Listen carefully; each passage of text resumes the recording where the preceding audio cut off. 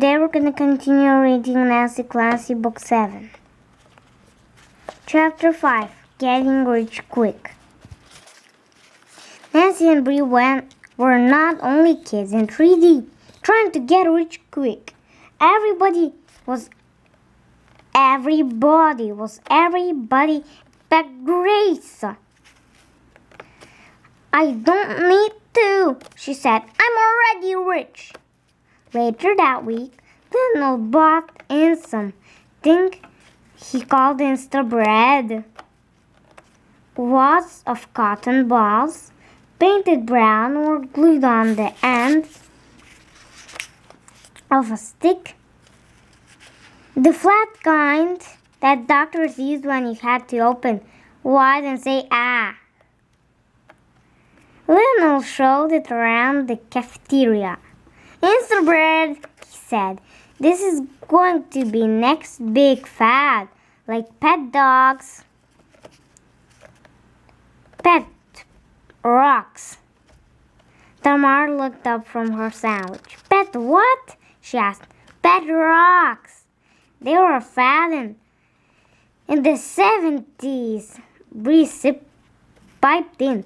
My dad still has it. It was a rock you pretend was a puppy. It came with a book on how to feed a cure for your pet rock. A pet rock? Clara giggled. That's so dumb. Lionel was nodding. That was the point.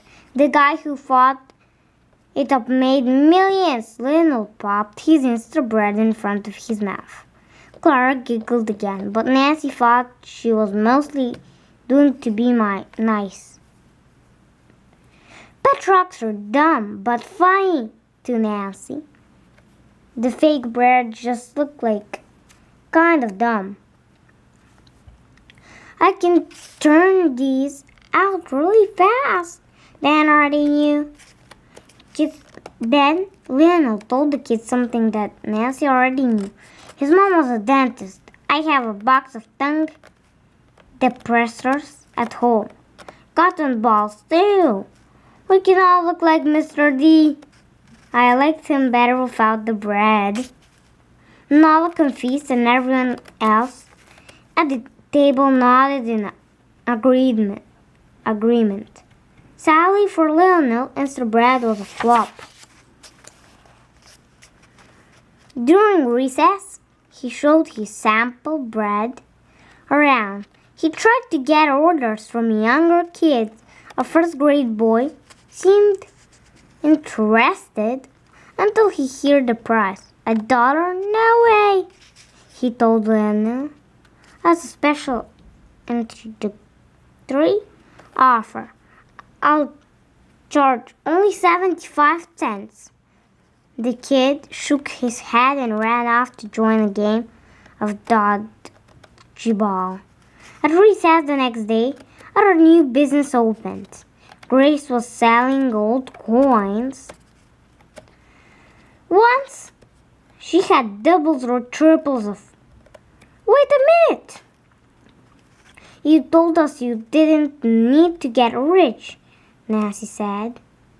So, I can't hurt to get richer, Grace replied. She tried selling Nancy a penny with a picture of what on the back side. It will cost you a dime. Bree heard Grace and said, Oh no, you told me the one I found was only worth a nickel tops. It had the same stalks of wet on it. Grace growled. Well, this one is shiny and it looks new. You said yours was all dirty. Nancy was already biking away. Was Grace trying to swindle her? Merci, mais non merci, Nancy said in French. It meant thanks, but no thanks. On the other side of the yard, Noel was selling baseball cards. She had a huge stock. A crowd of kids surrounded her. It looked like she was doing pretty good business until Mr. Dundee appeared. Sorry, I'm closing down this operation.